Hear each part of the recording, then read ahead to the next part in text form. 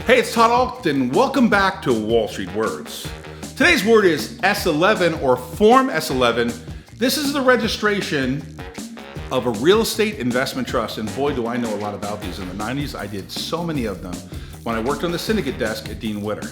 Now, let's cover this really simple. If you're a normal corporation going public, you're gonna file an S-1.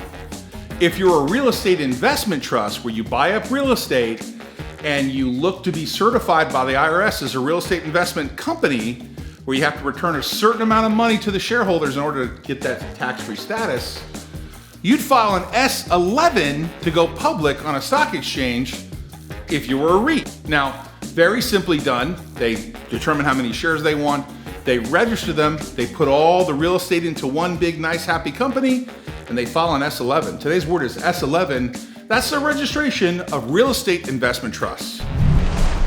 Hey, as a side note, the very first deal I ever participated in a public offering was Irvine Apartment Communities. Now, I was a very young broker and naive and told, hey, you're gonna be involved in the IPO of Irvine Apartment Communities, which was owned by Donald Brand at the time and still is. That offering raised $686 million with Smith Barney, approximately. And it was the very first REIT deal I ever did as a kid. And I went on to do every REIT you can possibly imagine.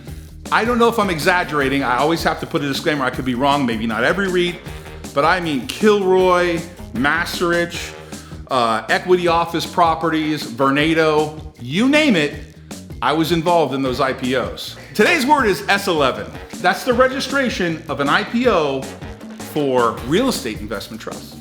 Hey, thanks for watching Wall Street Words. New words and terms delivered every single day. Please subscribe, push the bell. If you found this information helpful or you think someone could benefit from this information, please share this video. Thanks for watching our channel. Always good things happening here.